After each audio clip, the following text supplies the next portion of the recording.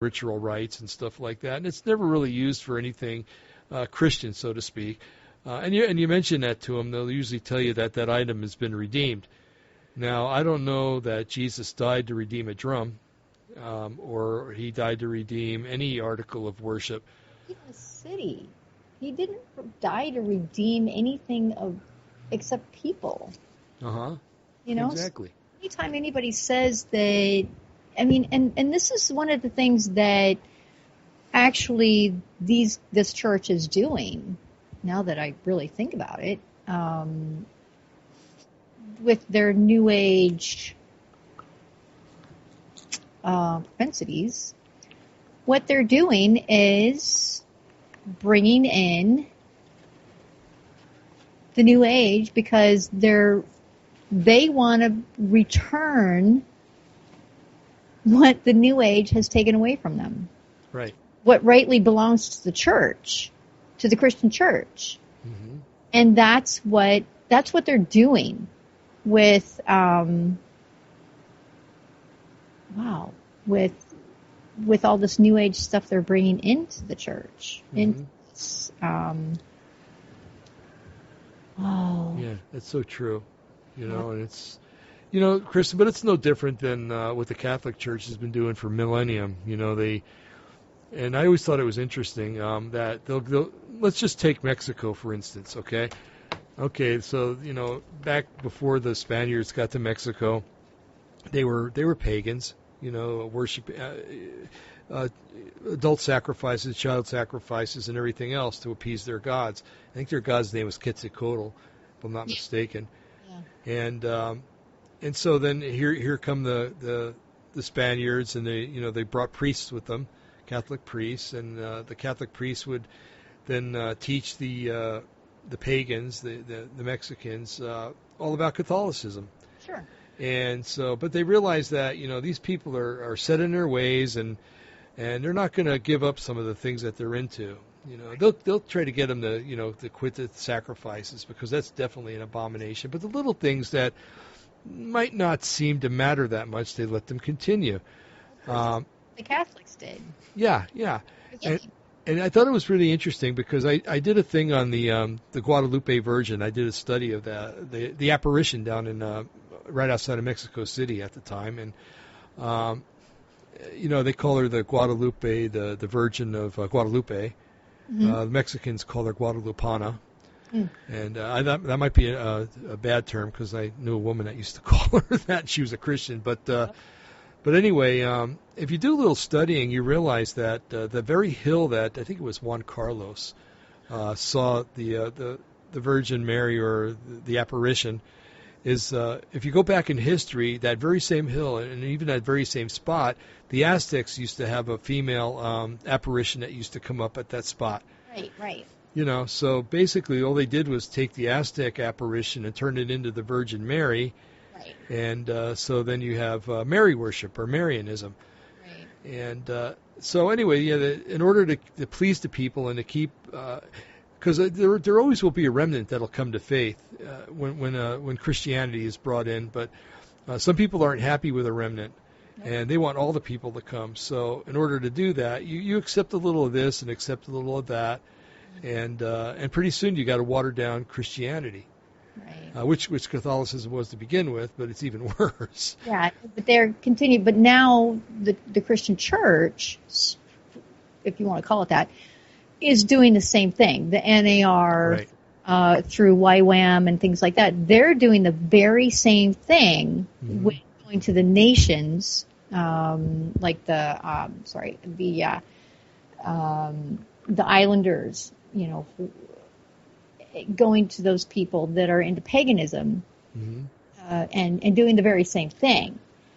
But here, and I found the quote here that I was looking for. And by the way, that's the BSSM is Bethel School of Supernatural Ministry.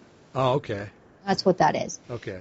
But the quote that I was looking for is by Ellen Davis, who is the co-author of The Physics of Heaven, Oh boy. that Bill Johnson co-wrote. or at least wrote a chapter in or something like that, along with Chris Valaton and his wife Benny and all those other people. Mm-hmm. So I'll make sure that he contributed to. Okay. Yeah.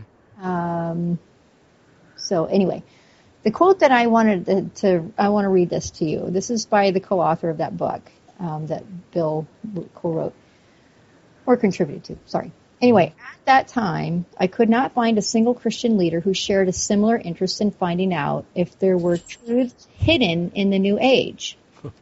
Now we are beginning to hear more and more revelation that is in line with what New Agers have been saying all along. And we are hearing more and more teaching about Christians, quote unquote, taking back truths from the New Age that really belong to citizens of the kingdom of God. Okay, so that's her quote from this book that Bill Johnson had a part in writing. Boy. Okay, so it goes on and talks about the New Age, how it is in their church. Mm-hmm. Let's see. I don't know. In their church, meaning Bethel, or? Oh, Yeah. yes. A Bridge to the New Age. Bill Johnson has an interesting teaching about Christ, about Messiah, that can be seen as a bridge between the two belief systems, New Age and biblical Christianity. Oh, and that's the kenosis teaching. Mm-hmm. So that's a New Age teaching. By the way, since you mentioned that, what is that exactly? Kenosis? Yeah. Okay. An unorthodox heretical belief that the incarnate Christ laid aside his divine attributes and walked the earth as a completely limited human man. Oh. Basically, in a nutshell, that's what it is. And that's what we talked about that earlier, huh? Yep. Yeah. So according to Johnson, Messiah performed miracles, wonders, and signs as a man in right relationship to God, just like we said earlier. Right. But so Johnson's kenosis doctrine serves to reduce the biblical Christ and elevate man. Mm-hmm. Okay. Right. So basically, like I said earlier, it makes Yeshua a New Age Christ. Mm-hmm.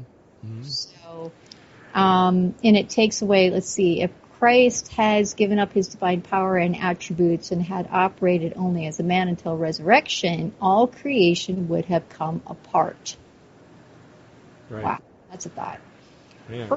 Furthermore, when Yeshua said, "Verily, verily, I say unto you, before Abraham was, I am," in John 8:58, he was making an emphatic statement to a claim to be both God and man, present tense. Right. So, that kind of throws that whole thing out the window. Yeah, for sure. Yeah. Wow. So, let's see, what is he saying here? Bill Johnson further believes that select end-time Christians will be endowed with great power to work miracles, healings, signs, and wonders. The Elijah school.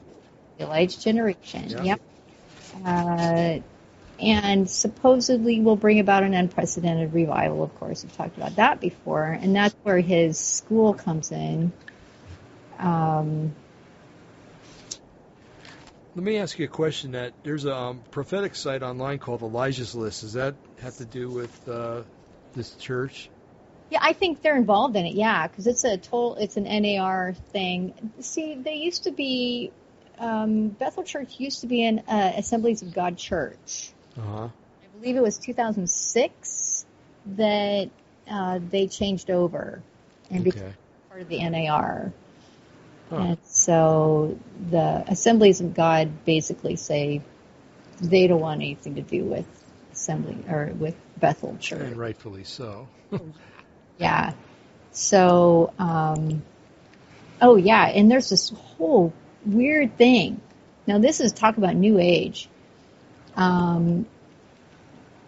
Quantum sounds. Okay. Wow. Just think about quantum sounds in the book here that he's writing.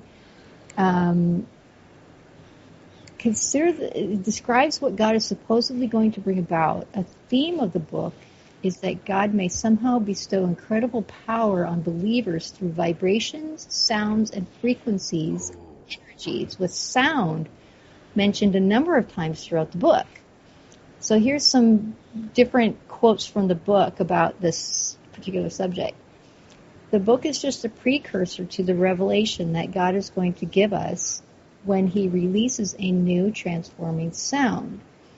We're talking about 10 times the power that was released at Pentecost. Yeah, that's what they say. The sound God desires to release will chase religion from the church and bring truth. Oh, boy. Yeah. We suspect God is up to something new, something that will transform us at the deepest level of who we are and will be ushered in by a new form of quote-unquote sound or quote vibration. This is the weird one. This coming new sound can change DNA, so we are genetically growing up. Your genetics are the same as his was. Oh. Capital H, his was. What happened to adoption? I don't know. Our genetics came out of the Father in our spirit. I don't know. Somehow, this is starting to get out there in space for me. Yeah, this is definitely New Age. Yeah. For sure. We are becoming like an instrument being tuned, where our genetics are getting aligned with the Father's genetics in harmony with him. I just feel like something, I just need to hear woo in the back. Yeah, that music. Exactly. Do that while I'm reading. What if there really are good vibrations, quote unquote, that God has embedded into everything he created, and we just need to be open to experiencing them? This is just freaky. So what they're trying to do, they're trying to reestablish the age before the fall of mankind. Yeah, yeah. Which is what Satan is trying to do. Yeah, and this is, okay, now we're going to get quotes from, like, Alice Bailey. Oh, no. Yeah. New Agers frequently talk about sounds and vibrations. Yes, they do. As God force. So, occult prophetess Alice Bailey says, there is a group of human beings integrating now, upon whom is laid the burden of leading humanity. They are starting movements that have in them the new vibration. They are saying things that are universal in their tone. They are enunciating principles that are cosmic. See, we're just like taking on the new age. Yeah, I'll say. Yeah, Barbara Marks Hubbard, she's a new age leader. She predicts the spiritual shifts. She says we would each know that God is within us. If all who feel we are connected to each other, to nature, and to God join in a planetary Pentecost, we shall be transformed in this lifetime. I believe in the peaceful second coming. Oh, my goodness. You know, I'm seeing so many parallels when you're reading this, Kristin, because, okay, you have, there's a book called Project Earth Evacuation, and basically what it talked about was the Space Brothers are going to remove some people from Earth, and they're attributing it to being the rapture and la-di-da.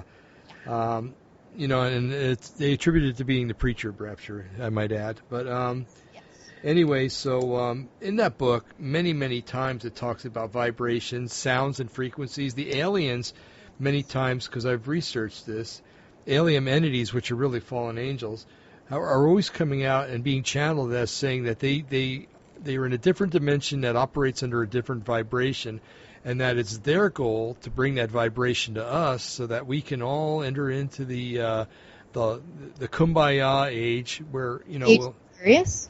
Yeah, I'm serious. This is true. And then also talking about a new generation that's being raised up, there's something called indigo children or star children.